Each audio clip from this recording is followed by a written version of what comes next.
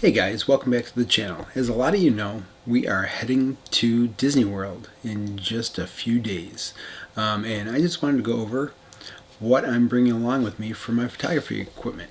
So let's get right to it. So for the first lens that I'm bringing, it's the trusty standby lens that I've been using a lot lately. It's the 51.4. Whenever you get a lens, make sure to get a filter because that way if you drop it, or if somebody comes near you and hits it with something, you're going to shatter the filter. This lens is a great lens. I've been using this a lot, especially for weddings and portrait. It's great for low light settings because of the 1.4 aperture. So yeah, this has been my go-to lens for a while now. Second lens, I decided last minute I'm gonna bring it, is my 100mm macro lens. This has an aperture of 2.8. Main reason why I'm going to be bringing this is because I am going to be bringing a few Lego characters. So I want to do a couple little toy photography shots with that lens.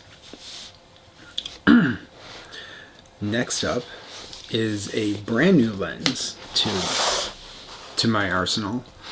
It is from the 7 Artisan. So this one is a 10mm fisheye that fits the mirrorless body.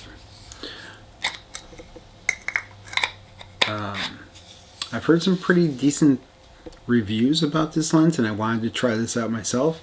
So I will be doing a review on this lens in the future based on my Disney photography. I cannot wait to actually get this in the park. It is a little bit heavier than some of the other lenses, like noticeably heavier. It does have the manual turning for the aperture and focus. So be on the lookout for a review of the fisheye lens.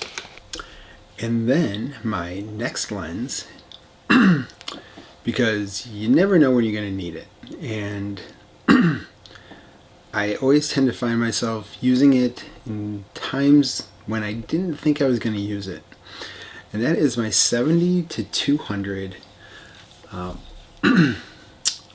telescopic lens.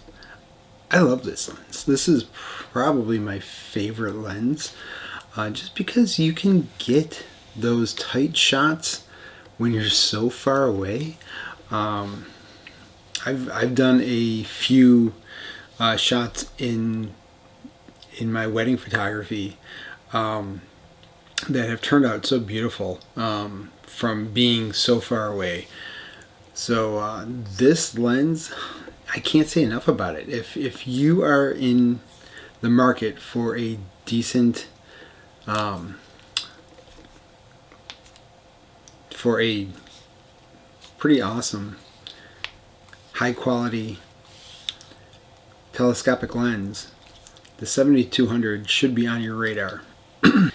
And last but not least is going to be the new guy, which is actually what we're recording on right now.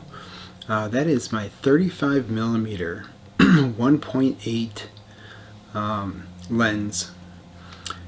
It's gonna be very similar to the 50, but it's gonna give me a little more range for being further away, giving more of a view, and it's also gonna help me with low light situations like dark rides. And yeah, I'm looking forward to seeing what this camera, the EOS R5 from Canon. The mirrorless camera is just, it blows the regular DSLRs away, especially with low light situation. I shouldn't have to worry too much about grain. So I'm looking forward to seeing a lot of these new photos that I get. And I'm packing a ton of memory cards. I got a new tripod. The tripod that I have now, I've actually had for 2 years. I've just waited to get back to Disney to actually use it. So we're going to see how well this does. It's a little bit lighter than the old tripods and a little bit easier to use. That's kind of the key, is ease of use. Granted, it's a lot of stuff. There's a lot of things in this bag. It's going to be about 35 pounds on my back, which hopefully will be in the stroller because we're bringing the stroller for Victoria. But yeah, that's my lenses that I'm bringing on the trip. If you have any questions, feel free to drop them in the comments. And if you want to know about anything else that I'm bringing with me on my trip, just ask, and I'll go into a whole in-depth what I'm bringing in my bag if you want. Well, thanks for watching, and have a great day.